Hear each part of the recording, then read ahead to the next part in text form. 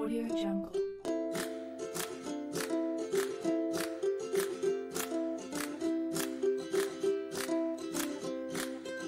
Audio Jungle.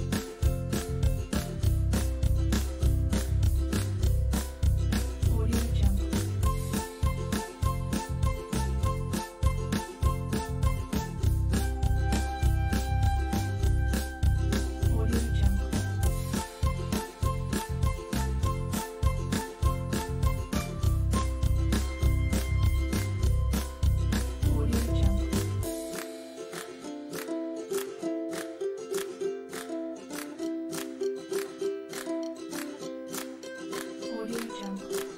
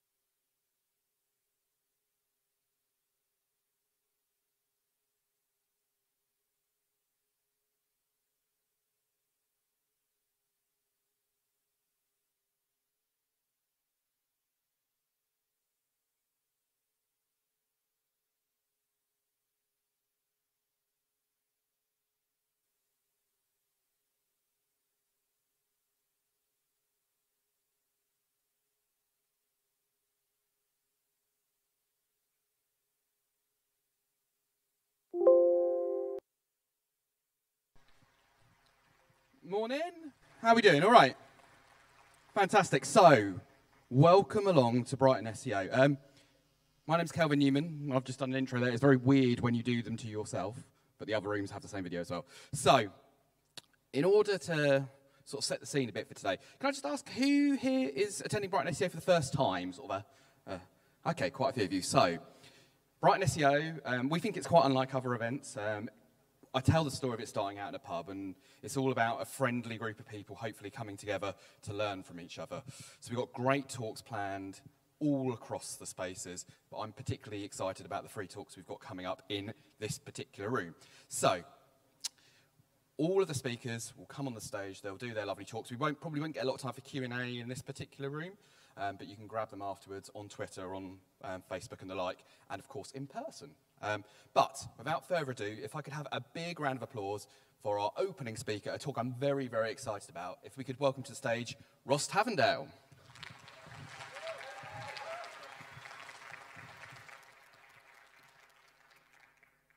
Hello everyone, hope we're all doing well. Welcome to Brighton SEO.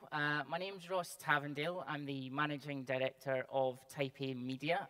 We're kind of known as a kind of boutique agency. We're kind of famous for doing this 4-day work week concept. So the fact that we're here on a Friday, like my team are not super happy about. So hopefully we can deliver on this one. They're all there. I'm also the host of a YouTube show called The Canonical Chronicle as well, which is a kind of weekly SEO show about the kind of SEO news. So today we're going to be talking about data journalism, and in particular what we're going to be going over is how we kind of build kind of big links for our kind of clients. So if you're looking for the kind of tactics and the kind of tips in order to actually pitch the thing to the journalist, we're not going to do that today. We're going to be talking about how we actually make the physical content. So if you go to this blog post that we've done in partnership with Pitchbox, it goes into complete detail about like the entire process of pitching and things of that nature. All right, so let's get on to it. So let's talk about making the thing that gets the links. So I want to tell you a little bit of a story before we kind of get started. So let me take you back to 2012. Now, I can't see anyone in the audience, but I assume that you're old enough to remember 2012. So we just won an airline as a client, which was a really, really big deal for us. They had a brand new domain we were migrating them over to, which not ideal when you're taking on a new client. So we thought we'd bolster that by building a bunch of links into it to kind of build up the domain, and this is how this kind of worked out. Here's the kicker. It was a £50,000 a month retainer. Now, I don't know about you guys, but when I was like a bright-eyed and bushy-tailed SEO account manager, and someone gives me 50 grand to buy some links, what's the first thing you're going to do with that? You're also going to have a strategy session to make sure that you're planning in things correctly and delivering value for the client. But when we were thinking about it, I was like, can I even spend 50 grand on link building? And I was kind of scratching my head thinking, well, what department in the agency would be particularly good at helping us spend money indiscriminately and generally pissing things up against the wall? So we talked to the creative department. And they talked us through something called an ideation session. Now, for people who are not agency people in here, the word ideation, you've probably felt a little bit sick in your stomach there. It's like, oh, did that agency guy just say ideation on a stage? Oh my God. So for all intents and purposes, an ideation session, from what I can gather, is sitting on a beanbag and looking out of a window.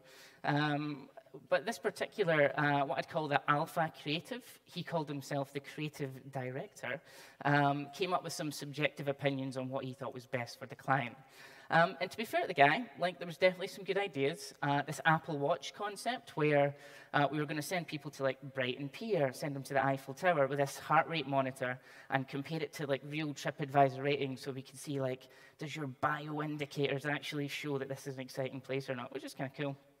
Classically, there's an old guy who's like, let's do an integrated campaign with QR codes, and we're like, okay. And so, like, after a couple of ideas, kind of going backwards and forwards, we'd had, like, all the biggest minds in the agency in rooms. There was Post-its everywhere. There's whiteboards that covered in text. This big, massive, beautiful deck. We finally settled on the concept. And it was a fucking infographic, wasn't it? Because, like, that's what we do. We build infographics. To be fair, it was a phenomenal infographic. And my commercial director made sure the client knew that it was a phenomenal infographic. So we pitched it to the client, which I always think is a bit weird, right? Because as the client, their job is to look after the profit and loss account and manage agency resource, but for some reason they're making creative decisions on what we're going to do for their PR and link building. So yeah, they then use their subjective opinion. They're like, yeah, we'll have that one. And we're like, great. So we go make it, we give it to the outreach team, and some really, really amazing things start to happen. Do you want to guess how many links that we got out of that? In fact, tell you what, because I can't see anyone, so you can't put your hands up. By like round of applause, how many people think we got like 100 links? No, fuck you guys. Nobody thinks we get any links. 50? 1. 10? Great, thanks. We actually got 0. Well, we got 2, but 2 were from my personal travel blogs at the time. So why did this happen? Well, ultimately, it wasn't objective. It was just people's opinions in the room. There's no frameworks. Although I kind of take the piss out of ideation, there is something in there, and we're going to go through how we actually kind of do that. It was through the lens of the same people in the room. So it was a room full of like white, straight, male 30-year-olds. And don't get me wrong, like I am one of those people, and I think I'm great. But the problem is that when you're building out these sort of PR campaigns, you need to see things through from like different angles and different lenses. So that didn't really help. They had no concept of flop risk either, so one of the big problems with people coming from a traditional advertising world and creative and moving into search is that the way that you de-risk a campaign when it comes to traditional advertising is you spend money. So if you're spending 300 grand on a television placement to get 1 million or so impressions, 90% of those people could absolutely hate it, but you've still got 100,000 people that like it, so it just naturally works. But in search, we don't have that, but we do have these methodologies, and this is what we're going to get into today. So we have this thing called Raptor, and again, apologies to anyone who's not in an agency. We have like initialisms for absolutely everything, so you'll just need to bear with me. We're going to take you through the RAP part of it today. If you're interested in the TOR, which is the outreach bit, that's on the Pitchbox blog. So we're going to take you through how we do the research, build the angles, and then actually do the pitches as well. It all revolves around this little thing here. It's called a wrap sheet. So essentially what we're doing is we're finding all the links to all the data that we're going to be pulling in. We're then saying, okay, so this one piece of data, perhaps it's a database or a flat table or anything like that. How many angles can I get of that? How many stories can I build around this stuff? And then we're writing down, why should people care about it and who will care about it? And I don't know if you've ever came up with your own ideas and then wrote down 3 reasons why it's good. Very, very quickly you start throwing things in the bin because you can't come up with 3 ideas why it's really good. Really simple exercise and really effective. We also just to de-risk everything. So the thing is, if you're doing 3 and 3, that actually multiplies out to 9 potential pitches you can do from a single piece of content. And for the mathematicians in here, that means that you only need to really be successful 11% of the time. So if we actually had this methodology with that big 50K budget, instead of it being 100% success rate or nothing, it would have been 1 in 9 times, and we probably would have done a lot better. So in terms of building this stuff out, we kind of need to start with the audience. In order to do that, we go into Facebook Audience Insights, our kind of first port of call. If you've got first-party CRM data, what you can do is take that data and upload it to Facebook and get an idea of what those people look like from a kind of demographic. You can do a bit of data enrichment on your customer base. One thing to note, if you need to check with your kind of GDPR guy just to make sure that you're not going to get sued by the EU for breaking any regulations.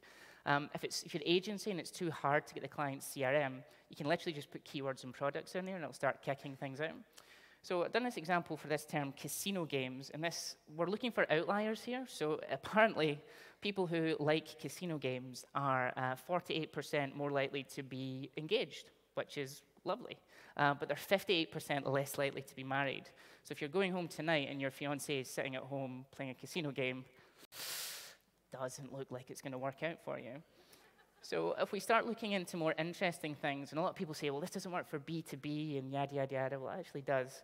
If we look at people who like investment banking, we can see things like they're attached to the pages 10 ways to make money. Great. And Nando's, which is kind of weird, right? That's a bit of a data outlier, because you don't think of an investment banker with his pinstripe suit on, sitting, having his peri-peri chicken. It's just not something that kind of sits in your head. They also really like Lynx, and they shop at JD Sports, so it's highly likely that they smell and dress like teenagers.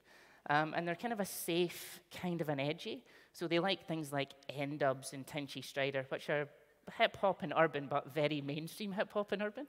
And also they think a public figure counts as the urban dance band diversity, which, fair enough, whatever your floats your boat. And they're preoccupied with the country of Wales, which is another strange outlier. Types of content those people are sharing, you can start getting an idea of this person in your head. You're like, oh, I would love to be friends with this person. So they share things like Bond, James Bond, but which James Bond are you? So you can start to see the type of person that we're kind of talking about here. So once we've done that, we kind of basically understand who we're kind of dealing with. We write on a whiteboard, just like this person is not. And then we start making a bunch of assumptive statements about them. So for example, if I see things like, this person likes Heinz and Marmite, etc., I will say this person is into heritage brands. If I see this person likes watching Dad's Army, I'll say this person is more traditional rather than, authentic or something like that. I'm just building out an idea of who they are. And then we put it into the ideation framework. So I've went from taking the piss out of the word ideation to we actually use it. And this is a framework that we use. So literally on a whiteboard, we're going to write identity, utility, social information. I'm going to tell you what all those kind of things mean and what we're looking to draw out of that to make this content. Identity it's a piece of content that expresses who I am better than I can express it. So classic example would be it's hard out there for a lefty. So an example of that in the news, like saying things like you're more likely to be a genius, you're left-handed. Great, because people who identify as being left-handed are going to be sharing this stuff, so it's much easier to pitch it in and get a link for it. Why you shouldn't ever mess with gingers.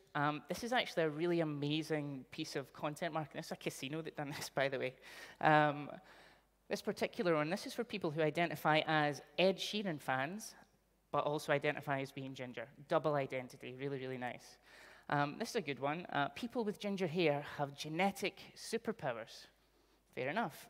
Double identity again. People who identify as being ginger, and people who identify as being completely deluded. So that's two pieces of identity there as well. Utility is just making something useful for the end person, so that could be a calculator or a map or something like that. We've done a bit of keyword research for a fitness client. It was a lot of this stuff about what does 2,000 calories look like. We looked at the audience information, hilariously. The things that they were most, had the highest affinity to was like KFC, McDonald's, things like that. So we do, what does 2,000 calories look like inside of fast food? Same with a skincare brand, like when we looked at their audience, it was all like skewed towards young females, and they were preoccupied with like gin and champagne and Prosecco. So things like this work really well. Social information is a little bit more insidious in that it kind of reinforces what you already think or seeks to break a preconceived bias that you've got. So we've heard a lot about this in the news, like in your kind of own little social bubble, as you start liking particular pieces of content, what happens is you just get fed more and more and more of it. So a classic example would be like Londoners found to be most miserable in the UK. When we look at the audience information on this, we can see that A, they don't live in London. They're like 200% less likely to live in London. They're all homeowners. Like Top Gear and Jeremy Clarkson comes up really high. Daily Mail comes up really high. So you can think, well, probably a bit more cantankerous, hates Londoners. So things like this work really well. Now, when it comes to making this stuff, you don't actually need to be very fancy. This is just Google Trends, and it says for the keyword allergies, it's kind of going up over time, which is all very well and good. But if we were to apply one of these ideation frameworks to it, let's say, for example, identity, and the identity was this person is a baby boomer, this person, again, is a bit more kind of cantankerous, perhaps they're like a really big Jeremy Clarkson fan, and they read the Daily Mail. And just by taking that, you can change the headline in order to make it actually get picked up. And this is actually a real story that we created based off of one trend information piece, and the Daily Mail actually printed it. So the methodology for this is the content actually finds the audience, which is the opposite way that we kind of usually do things. So classically, we just make the thing, find the publications and the journalists we want to publish it, and we just ram it down their throats until like they block us or they actually give us the link. That's like the classic way to do it. But with this, we're actually starting with the person that's going to consume it, deliberately making it for that person, going into these little niche Facebook groups and starting I'm just leaving this here. And then they start to share it and share it and share it. When it gets social proof, we then actually start the outreach. And this is the kind of framework for it. Make sure that when you're looking at audience insights, if you see something that comes up like this audience are really into things like Mario Kart, that's too niche specific. So you need to have it wide enough so you can drill down, because the idea being that you're going to go for nationals first, then you're going to go for niche publications like magazines like Wired and things like that. You can keep drilling down to community sites and blogs, and then all the kind of fanatic stuff as well. The data sources. Yeah, so there's three kind of main types of data that we use for this sort of thing. We've got private data from your analytics. We've got public data from government databases, universities, things of that nature. And also potential data from kind of surveys and kind of professional commentary, things of that nature. So, who is mining their own analytics? So we were dealing with this recruitment company, and we were having a look at their analytics, and some really interesting stuff popped out. Apparently, the place where you can get the most apprenticeships as a tradesman is in a town called East Kilbride, which is like 10 minutes outside of Glasgow.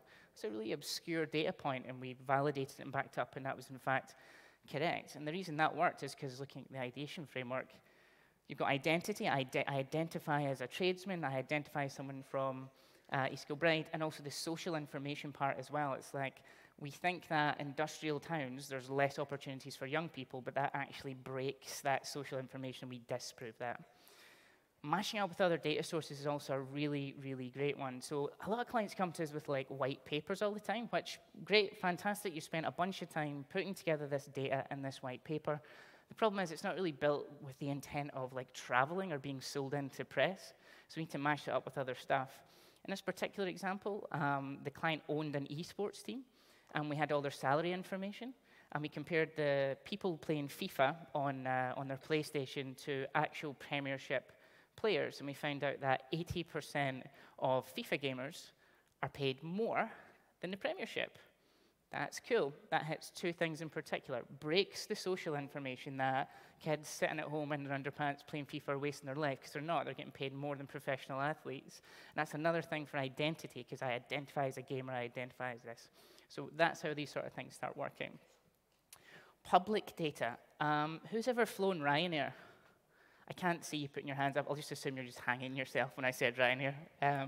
So if you remember, it was about a year ago now, they cancelled 500,000 flights. And the way they told their customers was they put it in a PDF and just stuck it on the site. And it's like, there you go, peasants, work out if your flight's cancelled. We don't have time for you. My grandmother was scheduled to come from Glasgow to London to see me. And the thing is, I was thinking, she can't use Control F. She doesn't know what that does. So I just seen her like poor wee arthritic hand scrolling and scrolling and scrolling through this PDF trying to find her flight number. So we got our data scientist, Dr. Nina, to go scrape that out, data warehouse it, and turn it into a little tool where you put your flight number in, and then it tells you if it's cancelled or not, and if it is cancelled, a direct link to get a refund.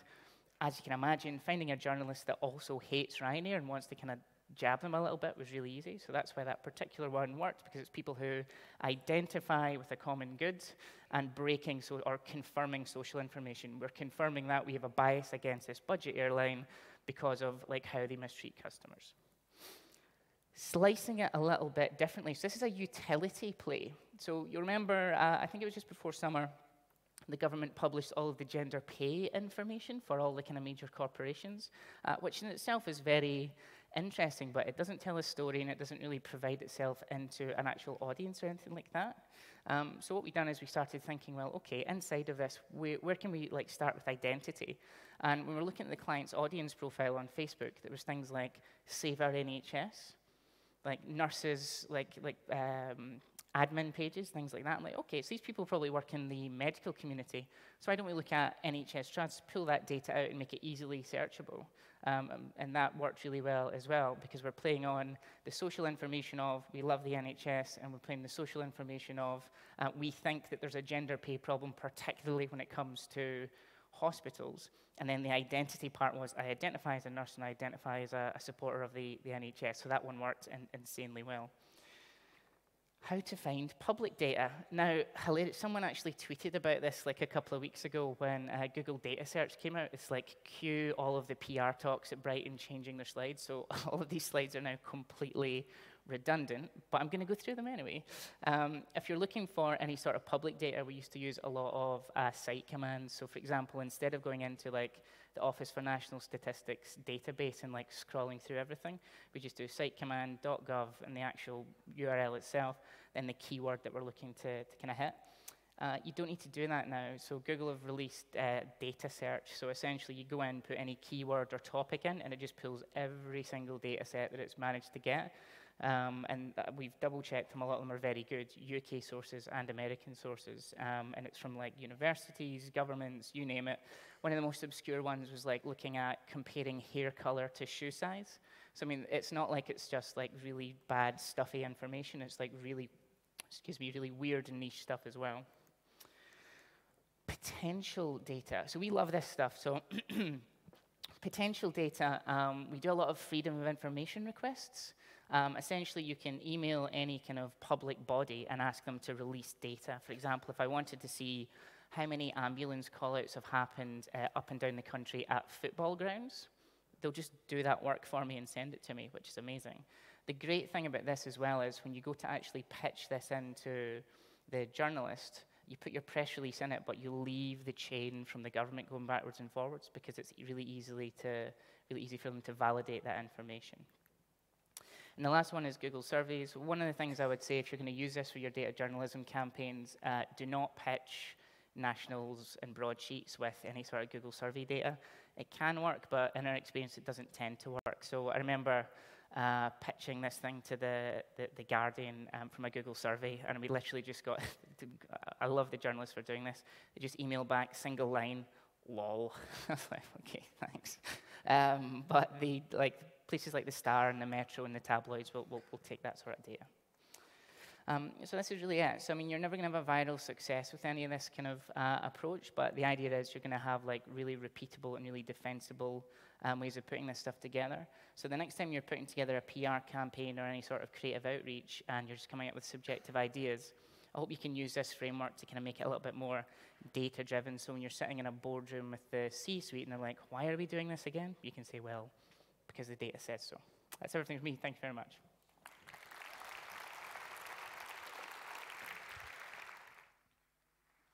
Excellent. So, a great first talk, a great start to the day, some really practical advice there.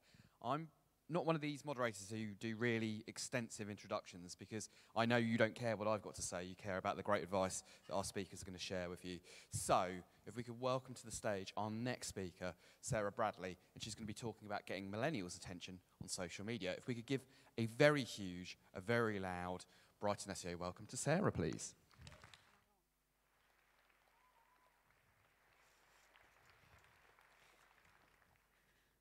Oh, it's more steps than I anticipated. Hello. So hi, I'm Sarah. I'm a digital marketer, a comms expert, and student engagement professional. And I'm not joking. That's not a joke job title. It is actually my job. I am head of student engagement and communications at the University of Oxford Student Union. Say that 10 times fast. I'm going to talk to you today about getting millennials' attention on social media. And I have to apologize in advance for the clickbaity title because millennials hate being called millennials. So really kind of what we're probably thinking about is how to get people who are younger than us attention on social media. But I'm actually going to talk to you about how to get students' attention on social media because that's my background, that's my bag. So we're going to go through kind of the main demographic sort of generations of people who actually go to university. And I'm going to use examples from my own family here. It's my mum and dad on their way to watch Wales v England rugby. I'm not going to tell you how that particular result panned out. But they are typically born between 1946 and 1964. Next, we have another member of my family, Mr. West, Generation X. They are typically born between 1965 and 1979. Then we have Generation Y, aka millennials, no idea who that idiot is. They are generally born between 1980 and 1994. So, it's kind of the key defining factors of this generation is that they are boomerangers. We tend to go home when we run out of money. We have quite low trust in businesses. We have quite a fragmented culture. We're not entirely sure what we're meant to be or who we're meant to be or who we're meant to be with. and we heavily rely on tech. Phones are constantly in our hands. So as a general rule, search is still incredibly important for millennials or Generation Y. We are a frequent user of apps, social media masters, which basically means reviews are really important to us, opinion is really important to us. Not using social media very well, we're probably not going to enjoy your brand. We are kind of the UGC OGs, and we're really interested in story-based marketing. Then we move on to Gen Z, that's my little brother, and they are typically born between 1995 and 2013. Now, Gen Z, or Gen Z, if you speak correctly, are genuinely interested in social activism. They're micro-interactors. They love a Snapchat. They love an Instagram story. They hate ads, and they work super hard. So, as a general rule, business interaction needs to be ever more personal with Generation Z or Z. However, they're not idiots. They know that brands are brands, so you have to also be authentic. Earned beats owned. So social responsibility really gets them excited. If you're talking about something they're interested in, like racial equality, gender, they're gonna click on your content more, and they are very sophisticated decision makers. We talk about tech natives being millennials, but it's actually probably more this generation. And of course, it's mobile only rather than mobile first. I want to talk to you a little bit about student preconceptions, and don't worry, we all do it. And I want to kind of talk to you about this sort of idea, this house that you've built of what a student is in your head. And that is that they're typically 18 years old, they're probably in a full-time degree, the laptop might have been bought by mum and dad before they go, and socializing is super important to them. We've kind of got this in our head when we think of a university student. But university students aged 20 and under actually only make up 41% of the population going to university. University students 21 to 30 plus, and bearing in mind when I worked at the University of Northampton, the oldest undergrad that I saw was 66 years of age, it makes up 59% of the population. We often think that the most popular way to study at university is this kind of 3-year undergrad, move away from home type thing, when actually part-time is the most popular way to study at university. And I do have to say, trying to find a shocked seagull was quite difficult, so I'm quite proud of that. Instead, why don't we consider students as they actually are? People who kind of make up all of those generations and demographics I just spoke to you about, but they're also interested in questioning their sexual identity. They're interested in campaigning for gender-neutral toilets. They don't drink alcohol. Well, some of them do, let's face it. They work for money, but they volunteer for experience. They're savvy. They know what they want to get out of their degree. They discuss things like allyship as standard. When I first started in higher education, coming from an agency background, I did my typical hexagon, let's have a look at stakeholders type approach. And this is just one for the University of Oxford Student Union, for example. I had no idea what to do really with that information. And what became really apparent is when you're working with students and for students and you're trying to market to students, is you just have to have like tangible ideas. You can't just say, right, okay, local schools and colleges are a primary stakeholder. You need to go at that with kind of an idea of how you're going to interact with them and what you're going to do that's meaningful. So I sort of overlaid my typical hexagon approach with this, and I thought, right, local schools and colleges, they're thought leaders. Can they come in and do talks? Can I go and do talks there? That's like perfect social media content, plus it means that I'm probably going to get more students from them. Woohoo. We have a look at local communities, and instead of kind of saying, and instead of doing the typical stakeholder thing, I'm going to speak to Oxford, I'm going to speak to Northampton, I thought, right, why don't we talk more about social innovation, because that's actually what local communities are going to be interested in. Ironically, students absolutely hate labels. So when you're kind of coming up with your marketing campaigns and you're saying, right, I'm going to lump this kind of group together and lump this group together, or call them millennials, do not. Instead, let's kind of look at a more holistic approach. Let's look at lifestyles, let's look at behaviors, and let's look at attitudes. And I'm going to go through these three with you today. How? Forgot about that slide. Right, let's have a look at lifestyles first and foremost. So student lifestyles. They are interested in things that probably you don't consider. They want things to change. They're interested in social innovation. They join things like clubs and societies. They join things like campaigns, which are liberation groups, which lobby. They are interested in things like gender equality, racial diversity. They're interested in positive mental health. If the more different you are, the more diverse you are, the more likely you are to be celebrated at university. Gender schmender. They don't care about that anymore. They are change-focused, and they truly believe in healthy mind, healthy body concept. If we look at student behaviors, every time I've interacted with students, the first thing they've said to me is, I don't know why you don't talk to us more. This is something that really comes through as a marketer. Why don't you just ask us? The best way to do that and the best way to get to know them and talk to them more is through good old-fashioned community management. And I'm afraid to say that nothing, for me, beats manual community management. So I'm really sorry if you're a creator of a tool. Please don't kill me afterwards.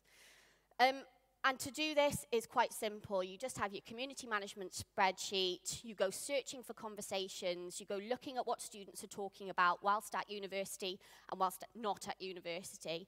And you interact with them. And you end up with some really nice wins that you wouldn't maybe normally get, especially if they end up using all of their hashtags in one massive thing here. So they're really, really difficult to kind of search on a tool. And you end up with something that's quite cool. Students, the great thing about students is they are on a constant and consistent cyclical way through their university degree. So they can, we always know that students are going to graduate. We always knew that there are going to be students taking exams. We always know that there are students who are going to be volunteering. We always know there are students who are going to matriculate, i.e. enroll. There are student parents, there are students supporting lecturers in strikes, there are students who are interested in sport, Wednesday afternoon, little tip there, and there are students who are interested in kind of liberation and lobbying. So we know that from our community management, we can interact with that using our community management. Also, widely available data are motivations, why students go to university. 1 is the course content, 2 is the learning, 3 is the career they get at the end of it. So when I'm putting together an idea of what a student wants, it's less this, deciding what to do with my life, because all my friends are going, because my mum and dad expect it of me, and it's more, what career basically am I going to get out of it, and is my learning experience going to be good? When you're putting together a timeline, this lovely cyclical timeline, you already have a pre-made timeline of useful information on UCAS. This is widely available. This is basically when the application dates need to be in, for specific courses, for specific universities. This is a wonderful resource to start with.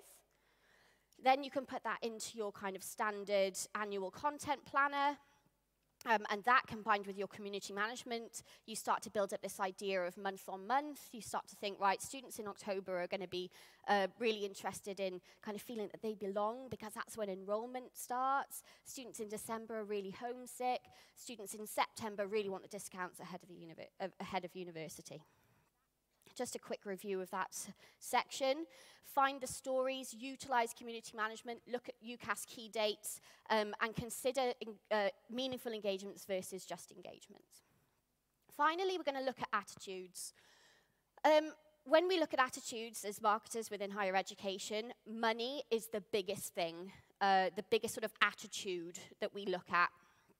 And it's really important to note that students only get their student loan or maintenance grant after they enroll, and that's in October. So when you're kind of marketing to students or your clients are marketing to students, it's really important to kind of understand to not miss the October window. What tends to happen is all the student deals end in September. Lots of students do not have disposable income outside of their job. So that sounds like a really obvious thing to say, but consider the audience that you're speaking to and consider that money is constantly on their mind. They pay minimum £9,250 to go to university. Now consider money being on the mind of somebody who's paying 50k a year to go to university, University of Oxford Executive MBA. They have got lots and lots of things to think about, lots of things to spend their money on. Their attitude towards money is different. It doesn't matter what demographic they're part of, their attitude towards money is different. However, they want to change this. They want to go to university to change the world. They want to go to university to do something positive. So how do we engage with them on social media? Easiest thing to do is to engage with the causes that they're interested in and the local community that they are a part of. And that's where, of course, your geo-targeting comes in. That's where, of course, your community management comes in that's manual. Retweet. Work with universities, work with students, ask for opinion, ask for blog content, celebrate diversity. Student takeovers are a really, really good way to do this. Actually utilizing students' expertise to inform your content, bringing them in even. Might sound scary. This is University of Northampton. A load of students took over our job for an entire week. The scariest thing I've ever done, like handing over the keys to social media to a bunch of students. It was the best thing I ever did. Basically what happened was we kind of gave them the framework in which to work, but they produced the content. And they produced a lot of content. And they produced content that was meaningful and worked, and something that Northampton is still using today. Just a very quick review of those couple of slides. When we think of attitudes, we always think of money, to be honest. They want to celebrate the world, but give them opportunities to influence your content. There is a big HE secret, and that is we're not very good at marketing. We have absolutely no idea how brands or how products or services can assist our students. Not really. What we get is this kind of free rail card if you take out a Santander bank account type thing. And if we don't know, students don't know. But what we do have is access to students. What we do have is access to the ones who are actually currently going to university and all their diverse, wonderfulness. So find the gap, work with us, work with me. Definitely, when you're kind of putting together all these wonderful annual content plans, have a think about what you can do to diversify your content. And if you can bring students into that journey, then you're going to be really, really successful. But yeah, that's it. Thank you very much.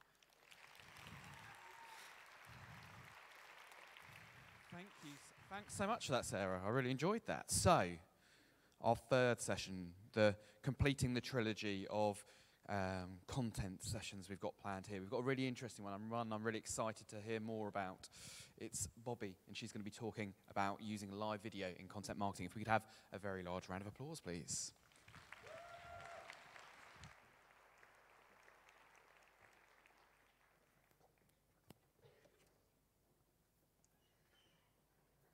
Yeah, hi, I'm Bobby. I'm going to be talking about how to use live video in content marketing. So I'm head of creative at Kaizen, or according to Ross, head of Beanbags. We're an SEO-based content marketing agency in London. So why am I talking about live video? Well, earlier in the year, we created a white paper and then also ran an event that was all about the future of content, the future of content marketing. And one of the mediums that we looked into that we think is going to play a big role in the future of content is live video. So I did a lot of research about it and got really inspired by a lot of the brands that are using live video in really interesting ways. And here began my live video adventure, or spiral as some of my team will call it. So first I had to look into whether people actually care about live video, and luckily they do, otherwise this would be a very short presentation. But a lot of people are already watching live video, and that's kind of growing astronomically year on year, particularly with the growth of different platforms. So for example, Instagram Live in the last year has gotten huge. And as these different live video platforms grow, so too do the audiences that are consuming live content. As I mentioned, I was inspired by a whole host of different brands that are using live video in kind of really variety of different ways. And this is just a few examples. There are loads and loads. I just wanted to highlight 3 to start with to kind of give a bit of an idea about the different ways that you can use live video. So one of them is BuzzFeed. BuzzFeed, obviously known for their content creation, known for their viral content, and they've been using live video recently to create more of that kind of live viral content. So one of the things they did was a live experiment of how many rubber bands you have to fit around a watermelon before it explodes. And this video lasted over 45 minutes, and at its peak had over 800,000 viewers. And I mean, if you can imagine that a 45-minute video about, watching people put rubber bands around a watermelon, it's not the most exciting content, you're literally waiting for the end. And if that was a static video or a pre-recorded video, then no one's going to have watched that whole 45 minutes. People were going to skip right to the end to see the explosion, that's it. Because it was live, they had such a huge, rapt audience. People would sort of go away, and then they'd come back 20 minutes later, see it was still on. People were engaging with each other in the comments, kind of making bets and guesses as to when it was going to explode. I don't know what the exact number was of rubber bands. You'll have to look that up. Another brand is Benefit Cosmetics. So they've really nailed down the series formula for live video. So they did a series called Tipsy Tricks, which basically has a few members of their team drinking wine, or sort of special guests drinking wine and giving makeup tutorials. It was really, really good for them, because obviously it shows, A, how easy their products are to use, that you can use them drunk. And it also is a really nice way for them to engage with their audience and give a bit of that kind of behind-the-scenes feeling, and that kind of a less polished feeling than you normally get from kind of brands on social media. And like Sarah was just saying, that's really important for that kind of Gen Z audience. And the final one I just wanted to highlight to start with is Dunkin' Donuts, obviously a huge brand in the US. And they're using a lot of live video in two particularly interesting ways. So one of them is competitions, and running competitions through live video, which I think is really interesting use of live video. And the second is, again, that behind-the-scenes content, so taking people into their kitchen, showing off their kind of recipes, and also new products that they're kind of thinking of launching. This is a screenshot from a Valentine's Day video that they did, where they showed people how to make this kind of ginormous Valentine's Day donut. So, as I said, there are a lot of examples of great brands using live video, and I could have created this whole presentation around basically breaking these down into individual case studies, who's doing it well, who's not doing it so well. But as our CEO Pete said to me, you are not allowed to stand on that stage unless we've done it ourselves. So we did. So we've done a couple of live videos now, and we learned so much from doing it ourselves, and it was a really interesting exercise and something that we definitely want to continue incorporating into our own marketing strategy. And I'm not going to say now that we are live video, experts, but just from these few that we've done, we've really learned a lot, and kind of incorporating that into seeing how bigger brands are doing it as well.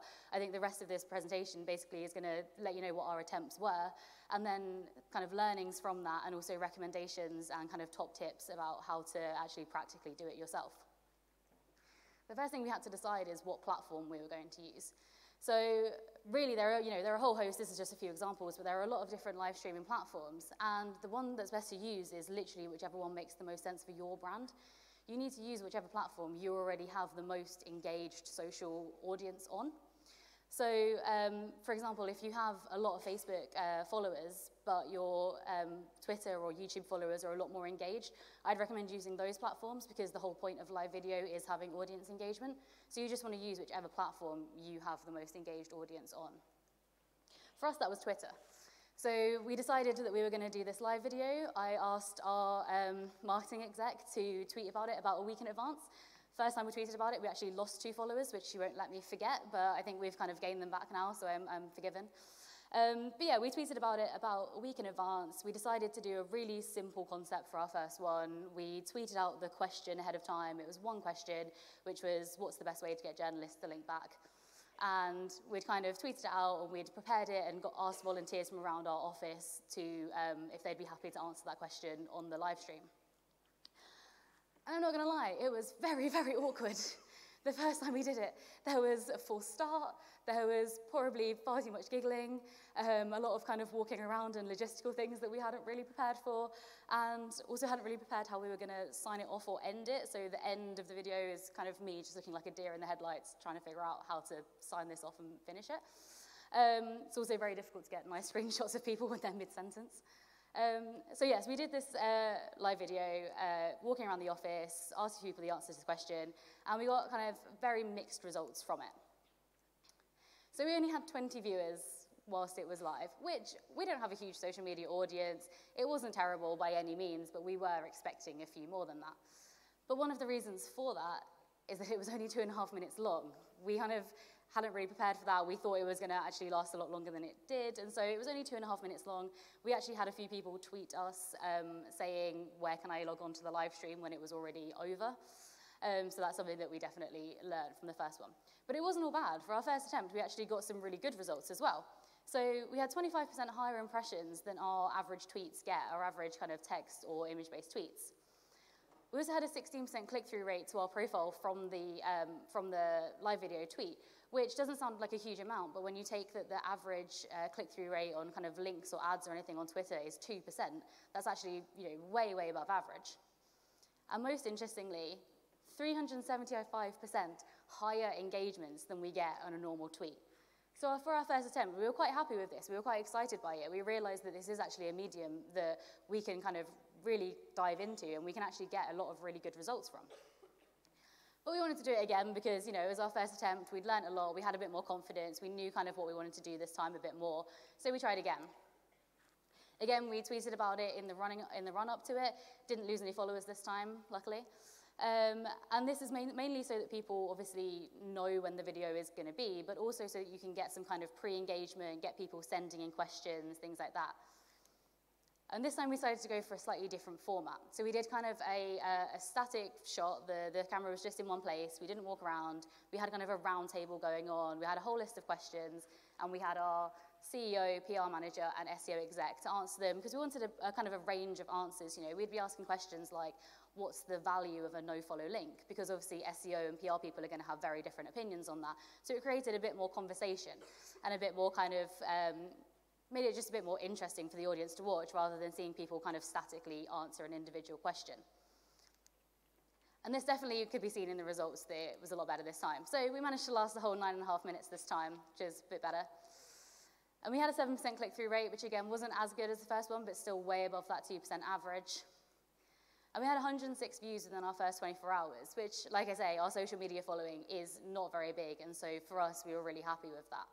But these are the really exciting stats. 38% higher impressions than our average tweets get. So it's huge, way bigger than we were expecting. And this is not a typo. Over 1,000% higher engagements than we ever get from a normal text or image-based tweet just from doing this live video. And like I say, our social media following isn't huge, so the numbers themselves aren't big, which is a mistake. You should follow us. We post great content. But if you think about those numbers in terms of brands that like Coca-Cola or any brand that has a huge social media following, and you think about those numbers and how much more you get out of a live video, you start to really see the impact that live video can have, and those numbers become something that's actually really important. So what did we learn? Well, the first thing we learned about live video is that it's incredibly easy. We decided to do it, we did a little bit of planning, and then we did it. It's very easy to do. There's no excuse, anyone can do it. And to that same end, it's incredibly cheap. We filmed ours on an iPhone, we didn't have any extra equipment, it was completely free for us. It's easy, it's cheap, anyone can do it. If you do want to make it a bigger part of your strategy, then it is worth investing a little bit into it, because quality and video quality is one of the most important things to people that are watching live video. So if you are planning on making it a bigger part of your strategy, it's probably worth investing in, a camera or a tripod and setting it up to like a 4K streaming service. You will get a lot more out of it. And this other thing that we learned, which I think I learned from our attempts ourselves, but also from a lot of the other brands that I've seen doing live video, is that what live video does is it is great supporting content. And the supporting is really important here, because I don't want to stand here and say, if you use live video, you're going to get 100 links or whatever it is that your KPI is, because that's just not necessarily true. But what it is great for is amplifying other marketing efforts. So using it for an event, using it for a competition, or just to amplify your other content marketing or social media strategies.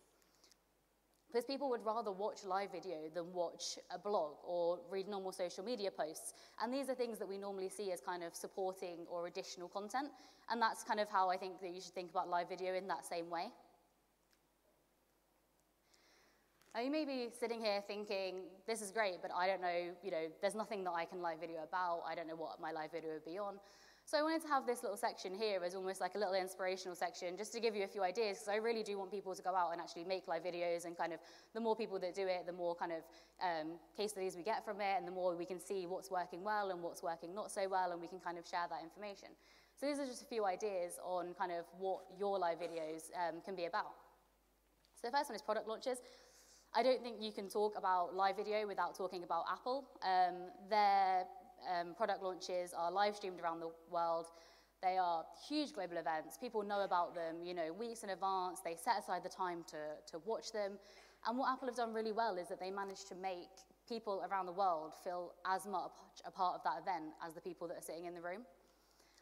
And the live events also build a lot of hype around the new products. So there are always loads of articles and social media posts and everything after the live stream and whilst the live stream is going on about the products themselves. That's what a live video does really well, is kind of building that hype.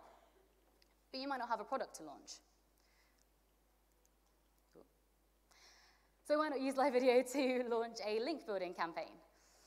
So if you've got a new interactive tool or a new piece of content that you're trying to build some hype around, you're trying to build some noise around it on social media, try and get people engaged with it, do a live video of people using the tool or Q&Aing it and kind of interacting with it in that way, and use that to build some buzz around it on social media, because that's what live video is really, really great for, is that engagement.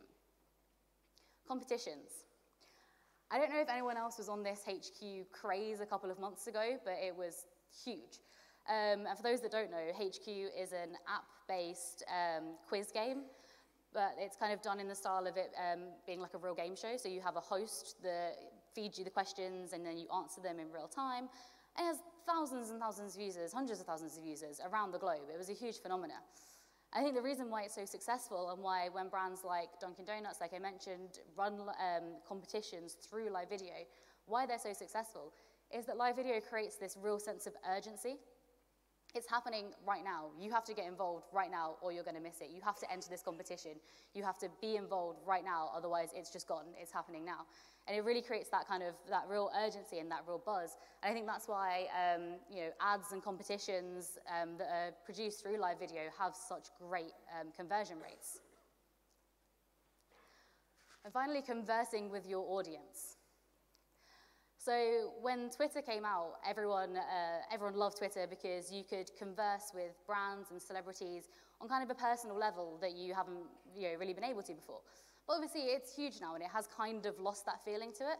And I think live video brings that back kind of tenfold. It is a direct, two-way conversation that you're having in real time with that person.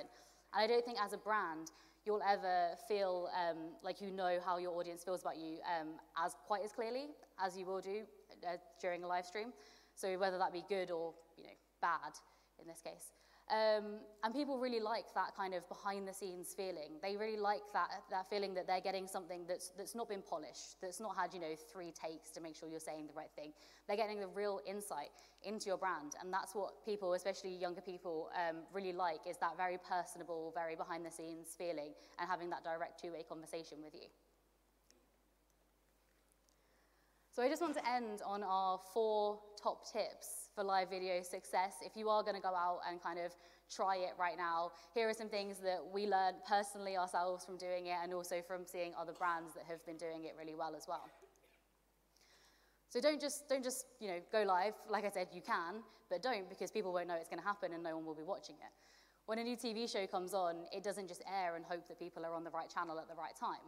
You have to promote it beforehand. You have to use your social media channels, use your website, email marketing. If you have budget for it, use promoted campaigns. Get the word out there of what your live video is about, when it's airing, what platform it's on, so that people are there and they're prepared and they're excited and they're participating ahead of time and they're ready to get involved. Try not to be too scripted. One of the things that people really like about live video is it has that kind of anything can happen feeling to it. And if you're too scripted, that kind of goes away. And also because anything can happen, if you are too scripted and something does happen, it often can really throw you off a script. But to that same end, do be prepared in some way, because otherwise it's very, very awkward. So what I found works quite well is having kind of, some bullet points. You know what you're going to be talking about in each section. You know what's going to happen. You're prepared for it, but it's not kind of fully scripted. And to that same end, try not to set kind of time sections to things because, again, you don't want to be watching the clock. And also, one of the best things about live video is that you're getting real-time feedback from the people that are watching it. So you can see things that they're enjoying, things that they're not liking so well. If the numbers are starting to nosedive, maybe skip ahead from whatever you're supposed to be doing right now. If the numbers are booming or you're getting a lot of interaction, you know that this particular thing is working quite well, so you maybe want to extend it. So what I would suggest is instead to set sections. So for example, if you're live streaming an event, you might want to start with a Q&A session at the start with some of the experts, and then you want to give like a tour of the venue, a tour of the event, kind of walk around, and then you want to end with some kind of vox pop style, grabbing some of the participants, asking them some questions, and you know that you've got these general sections set out, but you have that flexibility that whilst it's live, things that people are engaging with more or less, you can kind of extend them or reduce them as you need. And the final one is don't go it alone. So there's this real trend amongst celebrities that are doing live streams. You see they tend to do like the kind of selfie style live stream video, which is fine for them. It doesn't look very professional. So, I mean, if you're doing it for professional reasons, I wouldn't recommend doing that anyway. But the main reason is what you want is you need somebody who's behind the camera, who's looking at all the statistics, who's looking at the amount of viewers you've got, who's looking at the comments and the questions that are coming in and can feed the ones to you that you want to kind of engage with. And if you don't have that, what you end up with is half of the video is just you kind of blank face looking at the screen because you're reading all of the comments and the questions and things. So make sure you have like a few people around you who can you can just concentrate on hosting the video and they can concentrate on, looking at the statistics and kind of, pushing you along and kind of giving you nudges of what you should be doing next. And as a bonus tip, have a follow-up plan. So this was something that we found really interesting ourselves, is that around 80% of our viewership of our first live video was actually after it had streamed. And we actually got a lot of our engagement post-video by tweeting out kind of handy little tips from that happened in the video and kind of engaging with people that were watching it afterwards. So make sure you have a follow-up plan, a social plan to kind of, promote the video after it's been live and engage with people that are watching it after that. That's pretty much all I have to say about live video at this point, but whilst I do have you, Kaizen have just launched a coverage tracker, and we're all really excited about it. It was built by our in-house team, and it automatically finds all your PR coverage and pulls it all into a tool and shows you the SEO value of it and stuff. So if you do want to learn more about that, then I'm not going to talk about it now, but you can go to coveragetracker.io, and you can read all about it, and you can register your interest for a free trial, all that kind of stuff. Yeah, that's me. Thanks. Thanks so much, Bobby. I really enjoyed that. 3 great talks to start us off. I really, really enjoyed that. So, we are at the point where you can recaffeinate. I was drinking decaf all morning and wondered why I wasn't getting the effect, and then I realised. So, yeah, it is a break now. When we come back, you can swap rooms if you want. It's going to be very, very good in here. We've got 3 very good talks lined up. Say hello to someone who you don't know. Make a friend. Say hello to the exhibitors. Have a lovely break. And I'll see you in a little while.